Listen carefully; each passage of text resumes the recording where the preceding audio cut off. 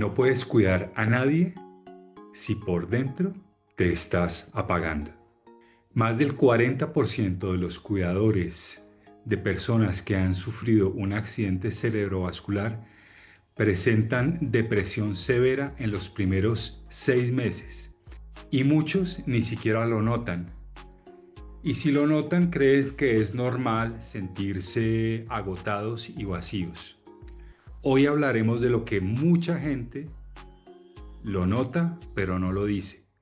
La depresión en los cuidadores. Bienvenidos a Mente Resiliente, un espacio para acompañar a los sobrevivientes de un accidente cerebrovascular y sus cuidadores.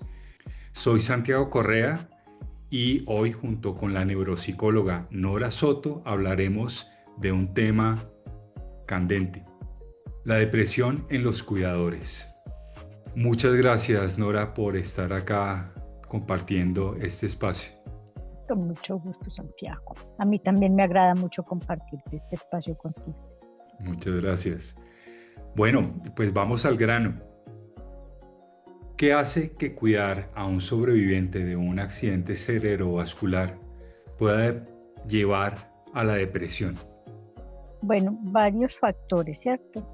En primer lugar, pues diferenciar también si el cuidador es un familiar muy cercano, un familiar en primer grado, pues como a veces es la esposa o el esposo o la hija o el hijo, ¿cierto? Entonces también depende mucho de esa cercanía y de la relación afectiva que haya entre ellos, Ujú, ¿cierto? ujú, ujú. Porque inicialmente hay una carga desde el principio por el dolor que se sufre de ver a ese ser querido en esa situación, ¿cierto? Ujú, ujú. Porque siempre queremos que a los que están a nuestro alrededor no les suceda nada, pero cuando les sucede, entonces nos da un dolor muy grande, pues, y es obvio y es natural también sufrir ese dolor, esa tristeza. Ok. Entonces, ¿qué es lo que sucede? Si la persona antes de esta situación con ese ser querido, tiene una historia de depresiones o de personalidad distímica, pues entonces va a ser más fácil que caiga en la depresión mientras está cuidando a este ser querido. Sí, Perdón, una pregunta que es distímica, creo. pues una distimia es una depresión chiquita. Ok.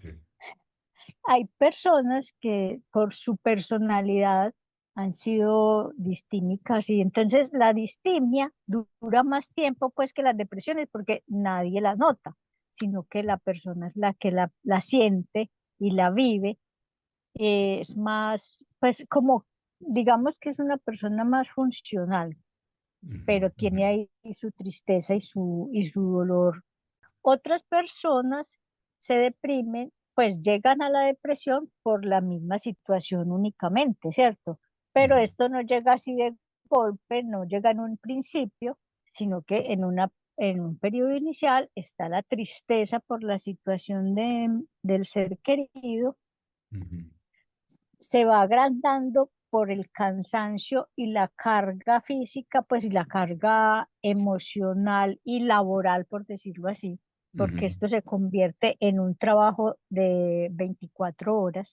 ujú, ujú, Entonces, si la persona en ese principio no acepta que necesita que otras personas ayuden, que necesita también descansar y hablar con otras personas acerca de lo que le sucede emocionalmente.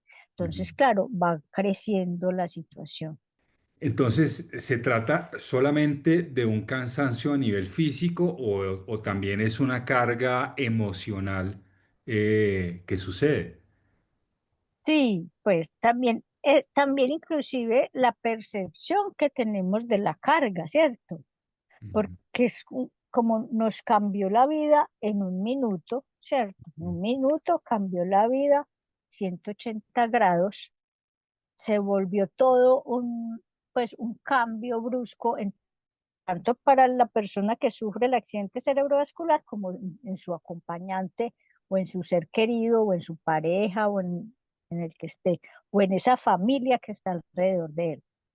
Y si la persona de por sí también ve que eso es un trabajo, siente que eso es un trabajo muy pesado, porque posiblemente también hay personas que no trabajaban, que llevaban una vida muy suave y de un momento a otro les cambia la vida así, la carga física también se vuelve un- una carga más para ese sentimiento que tiene de dolor, ¿cierto?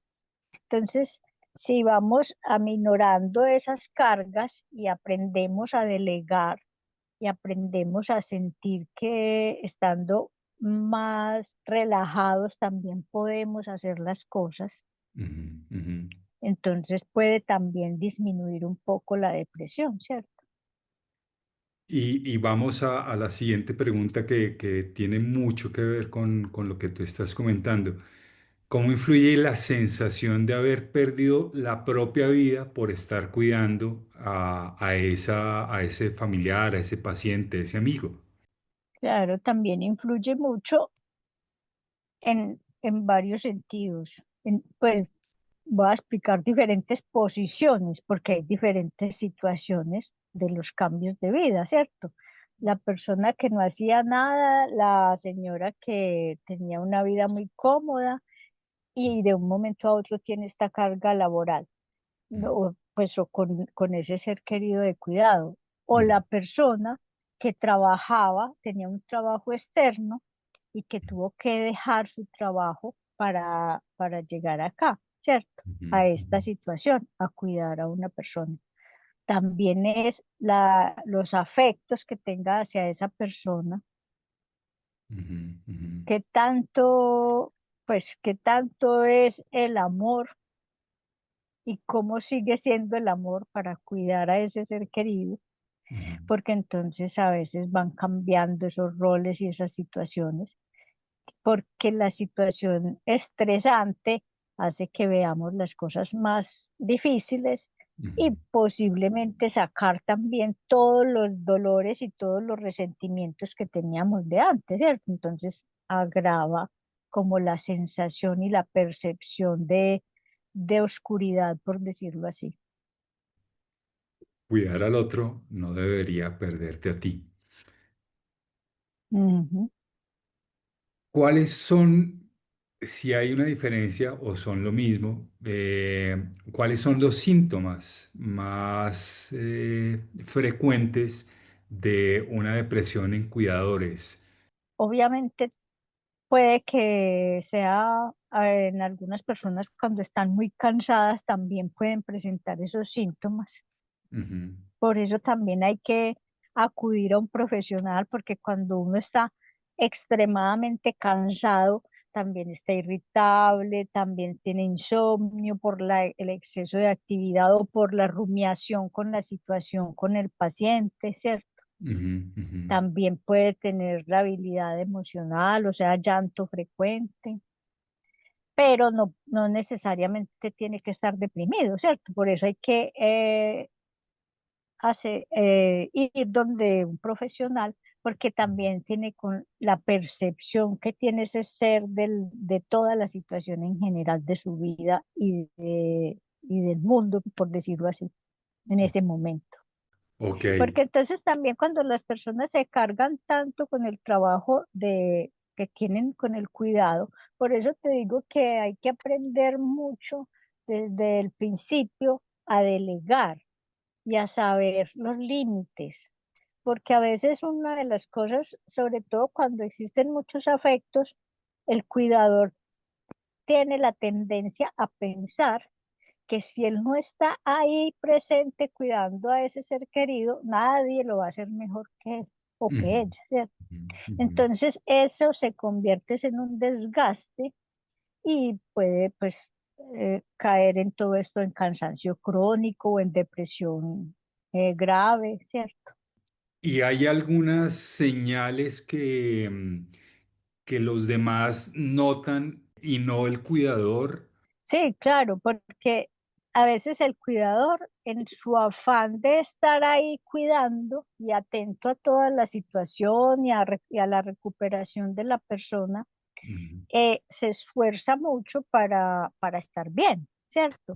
ujú, Pero los que han vivido con esa persona, los que comparten cotidianamente con esta persona, se dan cuenta de que estás muy irritable, que estás menos conversadora, estás más ausente, dedicada exclusivamente, no piensas y a veces se vuelven monotemáticas con la situación, ¿cierto? ujú, ujú. Entonces ahí hay que aconsejar a las personas de consultar o de descansar simplemente, ¿cierto? De tomarse un descanso. Lo que pasa es eso, a veces esa percepción de que como uno cuida, no cuida a nadie.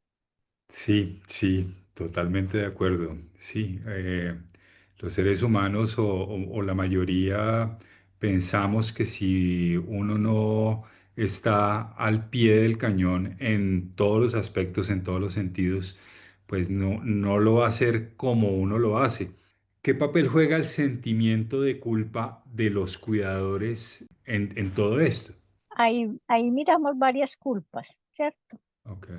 A veces hay culpa por lo que le sucedió al paciente, porque no estuve ahí, porque no estaba allí cuando le pasó, porque nos tardamos mucho en llegar al hospital. Todos esos sentimientos de culpa influyen mucho en la situación. Por eso hay que hablarlos, hay que hablar sobre ello. Lo otro es la culpa también que se genera a veces con relación al cuidado, porque como inicialmente, si no estamos con profesionales adecuados, pues las personas van haciendo lo que buenamente se imaginan que hay que hacer. Ujú, ujú. Entonces pueden suceder accidentes o pueden suceder retrasos en la recuperación, como lo que decías tú la vez pasada. Si la recuperación o la rehabilitación hubiese comenzado cuando estábamos en el hospital, hubiesen tenido más recuperación. Pero como nadie nos dijo, entonces a veces el cuidador se siente culpable por no haber comenzado esa rehabilitación desde tal fecha. Ujú. Pues, y entonces esos son sentimientos que a veces no ayudan mucho. Otra de las culpas, hablando de este sentimiento de que como yo cuido, no cuida a nadie, Ujú, entonces cuando uno sugiere al cuidador, váyase a descansar, váyase para algún lado, ujú, eh, a respirar otro aire, a conversar con otras personas, entonces el cuidador se va, pero siempre está con esa sensación de que cómo voy a disfrutar yo aquí de este espacio si mi esposo está allá en una cama cuidándolo. Inclusive a veces la sociedad misma culpa, pues y dice, y esta cómo está aquí tan tranquila, tan contenta, descansando y el esposo por allá en una cama. Eso es un sentimiento como social. Entonces también le generamos culpa a veces a las personas. Y ujú. ese sentimiento es muy normal en los cuidadores, ese de que cómo estoy por aquí disfrutando si mi esposo está por allá en la cama. ¿Qué rutinas o qué actividades diarias puede hacer el cuidador de alguna, o sea, no es la palabra, pero como desintoxicarse de la misma situación? Pues primero, la alimentación puntual y sana como la llevaba esa persona. Lo otro, el sueño. El sueño es súper importante de cuidarlo. Entonces, no es que yo soy muy fuerte y yo me puedo quedar trasnochando todos los días, no. El sueño es súper importante, entonces hay que mirar las maneras de hacer turnos, si es que hay que cuidar a la persona pues en la cama o si hay que hacer algunas rutinas de esas de cuando los pacientes todavía están en ese periodo de recuperar su motricidad, entonces turnarse y ser conscientes de que necesitamos descansar bien y dormir bien para poder estar bien para cuidar a esa persona.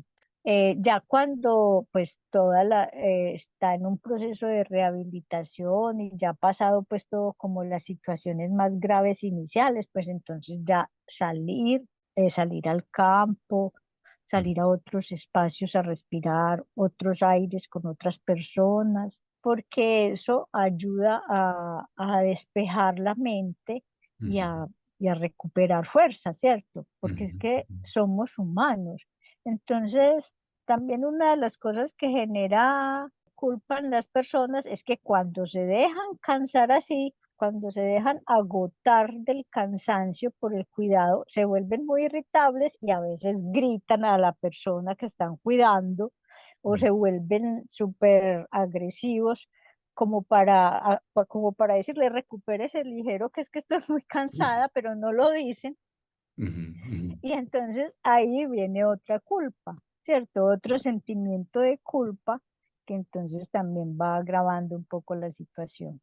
¿Y cómo hablar con la familia respecto a eso? ¿Cómo puede uno decir, sin sentir culpa o sentir debilidad o lo que sea, poder decir, oiga, mire, me está pasando esto, ayúdeme o... Sí, yo creo que eso es súper importante, inclusive pues con la ayuda del profesional que los esté acompañando pues, en la situación de rehabilitación.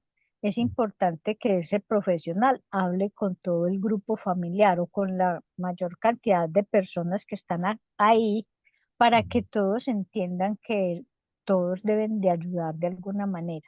Entonces también es como designar tareas, organizar rutinas para que todos apoyen, así sean en otros horarios que no sean, pues porque hay personas que tienen que seguir laborando, porque Claro. tienen familias también, entonces como que hacer turnos y relevos para apoyar, inclusive también para apoyar económicamente, ¿cierto? Tenemos que hacer un capítulo sobre la economía, definitivamente. Sí. Eh, Sí, porque también eso va a ayudar a la depresión. Cuando tenemos el bolsillo vacío y la situación sigue y continúa y no podemos irnos a trabajar porque entonces con quién dejo a la persona y con qué le pago a alguien para que lo cuide, entonces también hay un entorno ahí difícil con relación a la economía que también agobia y angustia. ¿Y qué herramientas prácticas nos recomienda fáciles, pues no se agrave? Ujú, Salir, respirar, tomarse los descansos. También es importante tener actividades lúdicas, inclusive con el paciente, ¿cierto? Mirar como en esos niveles, porque de eso como que a veces no se habla, entonces como también se pueden hacer actividades lúdicas con la persona que estamos cuidando, ¿cierto? Como ujú. para relajar el ambiente y relajarnos nosotros y relajar a la persona que estamos cuidando. Entonces ahí ya depende de cada persona, de cada familia, sus recursos o lo que les gusta o de lo que disfrutan, que si disfrutan viendo películas de Netflix o que si disfrutan jugando a las cartas o dependiendo también de la actividad cognitiva que tenga la persona que están cuidando, ¿cierto? Bueno, Nora, pues para terminar, ¿quisieras decir algo más como un Pues mira, yo cierre? creo que una de las cosas que tenemos que tener en cuenta, sobre todo cuando los accidentes cerebrovasculares han sido fuertes y severos, pues Ujú. que esto es para largo en el tiempo. Entonces tenemos que tener claro eso. Por eso tenemos que regular las fuerzas y las energías y el dinero, porque entonces esto va a durar tiempo y tenemos que estar fuertes para ese tiempo. Por eso no nos podemos desgastar así que día y noche ahí al lado de la persona para que se recupere. Yo sé que todos queremos que se recupere, pero entonces tenemos que regular las energías para lo que nos espera. Tal cual, Nora. Muchísimas gracias, porque sí, eso es una cuestión de largo aliento y tenemos que tener energía Ujú. y reservar energía para las cosas que vienen, no solamente en los primeros meses, sino incluso años. Queremos despedir este capítulo con una frase y es, a ti que hoy te sientes invisible, agotados, sin fuerzas, No tienes que poder con todo. Pedir ayuda no te hace menos cuidador, te hace más humano y por eso más fuerte.